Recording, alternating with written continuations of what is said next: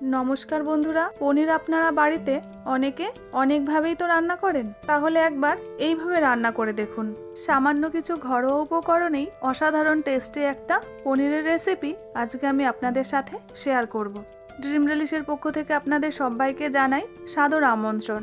আর আমার আজকের রেসিপি হলো মেথি মালাই পনির। তাহলে চলুন রেসিপিটা শুরু করা যাক। মেথি মালাই পনিরের জন্য প্রথমেই যে উপকরণটা আমাদের লাগবে সেটা হলো মেথি শাক। আর এই মেথি শাকটা আমি ভালো করে জলে ধুয়ে জলটা ঝরিয়ে রেখেছিলাম। এবারে এই শাকটা আমি কেটে নেব, তবে একদম কুচি কুচি করে কাটার দরকার নেই, একটু বড় হলেও কোনো অসুবিধা হবে না। এবার এই শাকটা কেটে একটা প্লেটের মধ্যে তুলে নিচ্ছি। এখানে নিয়েছি 250 গ্রাম পনির। এবারে এই পনিরটাও আমি ছোট ছোট টুকরো করে কেটে নেব। পনিরটা এরকম ত্রিকোণ করেও কাটতে পারেন, কিংবা লম্বা চৌকো যেমনভাবে ইচ্ছা তেমনভাবেই পনিরটা কেটে নিতে পারেন।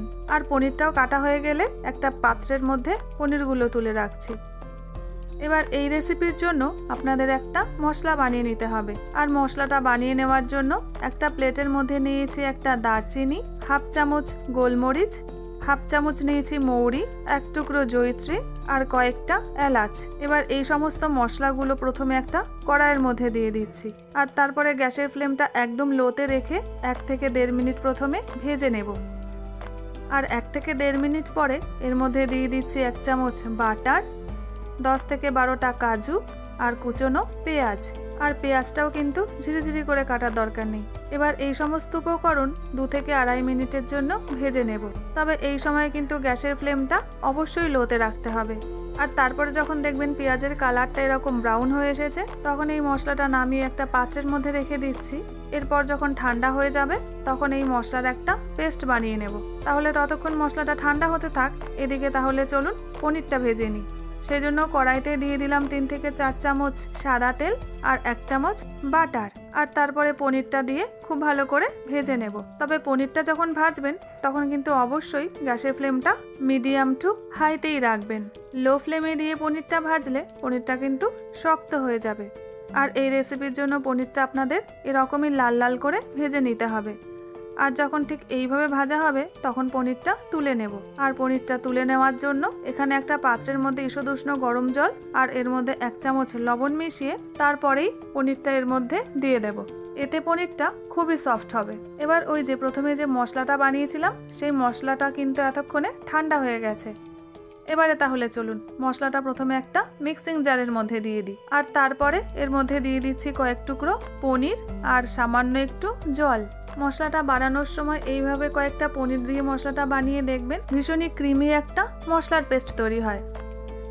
পনিরটা ভেজে তুলে নেওয়ার পরে ওই তেলের মধ্যেই আরও 1 চামচ বাটার মিশিয়ে এর মধ্যে প্রথমে দিয়ে দিচ্ছি 1 চামচ গোটা জিরে, 1 চামচ রসুন কুচি আর 1 চামচ আদা কুচি।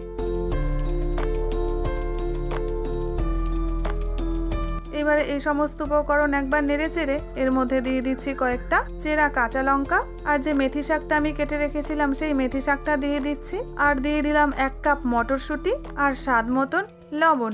এবার এই সব কিছু খুব ভালো করে ভেজে নেব। 3 থেকে 4 মিনিট ধরে ভাজার পরেই দেখবেন শাকের থেকে সমস্ত জলটা এইভাবে শুকিয়ে এসেছে। আর যখন জলটা একদম শুকিয়ে যাবে তখন এর মধ্যে দিয়ে দিচ্ছি 1 চামচ ধনে গুঁড়ো, হাফ চামচ জিরে গুঁড়ো আর স্বাদ মতন একটু চিনি। আর তারপরে মশলাটা খুব ভালো করে শাকের সাথে কষিয়ে নেব। 1 থেকে 1.5 মিনিট কষিয়ে যে মশলার পেস্টটা বানিয়ে রেখেছিলাম, এবার সেই মশলার পেস্ট ওপর থেকে দিয়ে দিচ্ছি। আর মিক্সিটা ধুয়েও অল্প করে একটু জল দিয়ে দিলাম, কারণ এই রেসিপিতে আলাদা করে আপনাদের আর জল দিতে হবে না। এবার সবকিছু একবার ভালো করে মিশিয়ে চাপা দিয়ে দেব। যেহেতু এখানে কাজু দেওয়া আছে তাই জন্য গ্রেভিটা ছিটকাতে থাকবে, সেই জন্য 2 থেকে 2.5 মিনিটের জন্য চাপা দিয়ে দিচ্ছি। 2 থেকে 2.5 মিনিট পর চাপাটা খুলে একবার ভালো করে নেড়ে যে পনিরগুলো ভেজে তুলে রেখেছিলাম সেই পনিরগুলো এবার জল ঝরিয়ে এই গ্রেভির মধ্যে দিয়ে দেব। আর তারপরে গ্রেভির সাথে পনিরটা একবার খুব ভালো করে মিশিয়ে দেব।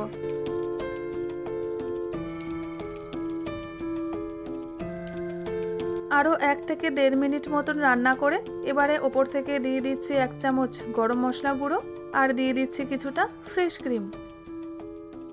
ফাইনালি একবার সবকিছু ভালো করে মিশিয়ে নিলেই রেডি হয়ে যাবে আমার আজকের রেসিপি মেথি মালাই পনির।